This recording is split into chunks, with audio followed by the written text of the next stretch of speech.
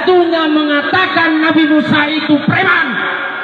Siapa yang setuju ketika Nabi Musa dikatakan preman? Saya kasih beberapa contoh fitnah yang muncul dan berulang kali ditujukan kepada saya adalah ketika saya menceritakan kisah Nabiullah Musa alaihissalam. Kalau seandainya kita mendengar ceramah itu secara utuh, itu saya sedang menceritakan storytelling kehebatan Nabi Musa. Tapi karena yang dipotong hanya bagian saya menyebut kata Nabi Musa premannya Nabi, akhirnya kesannya saya menghina Nabi Musa. Kan nggak boleh kita menyimpulkan sesuatu hanya dari potongan video dari orang yang dengki, orang yang sengaja membuat fitnah.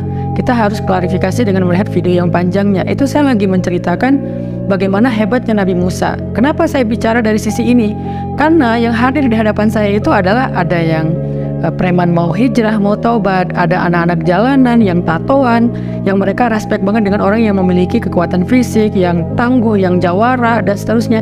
Sehingga saya pengen menampilkan satu role model buat mereka yang sesuai dengan dunia mereka, yaitu yang memiliki kelebihan dalam kekuatan fisik. Saya bacakan beberapa tulisan para ulama ya tentang Nabiullah Musa alaihissalam. Karena ini di depan saya adalah teman-teman yang baru hijrah dan mereka respect banget dengan orang-orang yang memiliki kekuatan fisik. Saya angkat sisi Nabi Musa yang mirip dengan mereka, yaitu quwwah al-jasadiyah. Jadi kekuatan jasad, kekuatan fisiknya Nabi Musa, dan itu adalah bagian dari kelebihan Nabi Musa alaihissalam. Selain kekuatan mental, akidah dan seterusnya. Di antara contoh kekuatan fisik Nabi Musa adalah idza daraba ahadan, kalau Nabi Musa mukul di sini tuh bukan mukul yang serius ya, cuman dorong aja atau cuma nyolek aja. Qata alaih, langsung membunuhnya, artinya orang itu mati gitu. Min syiddati qabdatihi, dari kuatnya tangan Nabi Musa. Karena saking kuatnya Nabi Musa, supaya anak muda kebayang, oh hebat banget ya Nabi Musa.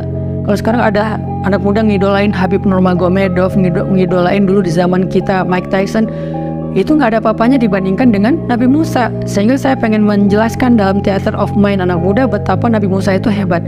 Cuman saya keliru dalam menggunakan diksi. Namanya juga orang kadang bisa salah, tapi nggak ada niat sekalipun untuk menghina Nabi Musa. Itu sama sekali fitnah.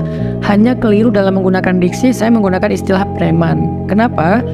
Karena saya orang Aceh yang kebiasaan ngobrol ketika saya masih remaja dulu dengan teman-teman. Orang Aceh tuh kalau bilang reman atau preman, itu tuh artinya nggak hanya preman pasar yang negatif, bukan, tapi juga kuat, jawara, jagoan. Sehingga orang Aceh kadang bilang gini, reman kali lah kau nih gitu, jagoan kali lah kau nih gitu. Jadi kayak bahasa sehari-hari.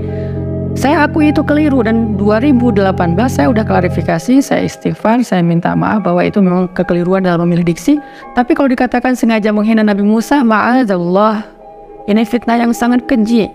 Gak mungkin, masa saya cerita 1 jam tentang kehebatan Nabi Musa, tiba-tiba saya menghina, buat apa? Bukankah output dari saya cerita itu supaya anak muda ngidolain Nabi Musa? Bagaimana mungkin saya menghina Nabi Musa alaihissalam gitu. Jadi hanya pemilihan diksi yang kurang tepat, dan itu saya akui. Tetapi tidak menghina, bukan sengaja mau merendahkan Nabi Musa, menggantinya dari kalimullah menjadi preman, na'udzubillahi min dzalik. Lagi pula kekuatan Nabi Musa secara fisik memang pantas untuk kita sampaikan ke anak muda, karena Allah sendiri nge-mention itu ketika waqalat ihdahuma, ketika salah satu di antara perempuan di Madian ya berkata kepada ayahnya, ya abatis ta'jir, wahai ayahku, pekerjakan laki-laki tersebut. Inna khaira man ista'jarta al-qawiyul amin, karena pekerja yang paling baik yang bisa engkau pekerjakan adalah laki-laki yang qawiyun amin, yang kuat dan amanah.